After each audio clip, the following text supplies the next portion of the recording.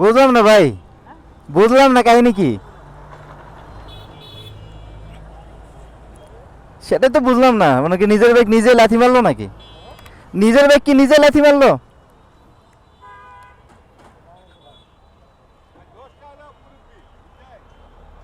মুরব্বি কি প্রবলেমটা তো এখানেই হয়।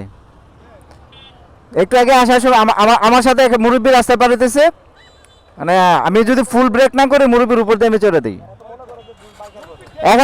এখন দেখা গেল যে রাস্তায় অঘটন ঘটলে দোষ হয় বাইকারদের। আর দোষ করে লোকজন, দোষ হয় মানে বাইকারদের যত বদনাম। ওই ওই ভাই খুব মেজাজ, মানে নিজের বাইক নিজে লাথি মারলো, কারণ ওনার কোনো দোষ দোষ যেহেতু নাই, এটা কোনো কথা?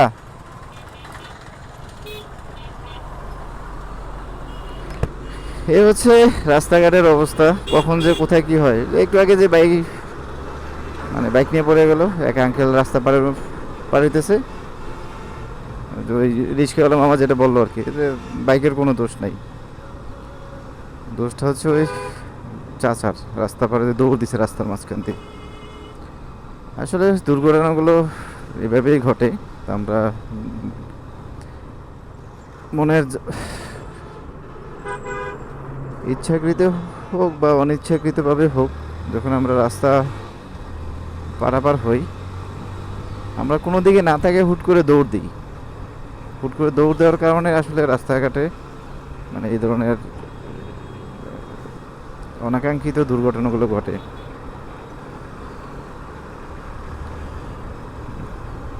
আজকে আমার সামনে এক মুরব্বী পড়ছে,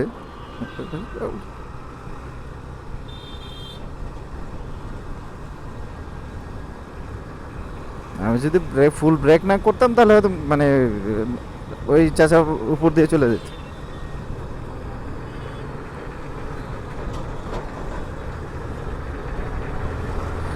আপনারা যারা রাস্তা পারাপার হবেন, যদি ফুট ওভার ব্রিজ থাকে তাহলে অবশ্যই ফুট ওভার ব্রিজ দিয়ে যাবেন, না হয় দেখে শুনে রাস্তা পারাপার হবেন। কারণ দুর্ঘটনা বলে আসে না। যে একটু আগে যে ভাইটা মানে পড়ে গেল, পরে নিজের বাইকে নিজে পেছন দিয়ে নাম্বার প্লেট ভেঙে ফেললো লাথিতে, রাগ করেই ভাঙছে, কারণ ওনার কোনো দোষ নেই। এখানে চাচা দৌড় দিছে, আর চাচারা বাঁচাইতে গিয়ে নিজে পড়ে গেল বাইক নিয়ে রাস্তা।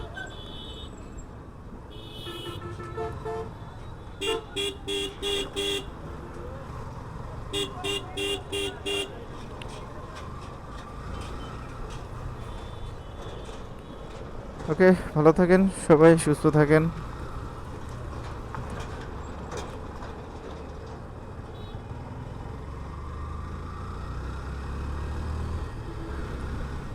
আল্লাহ হাফিজ।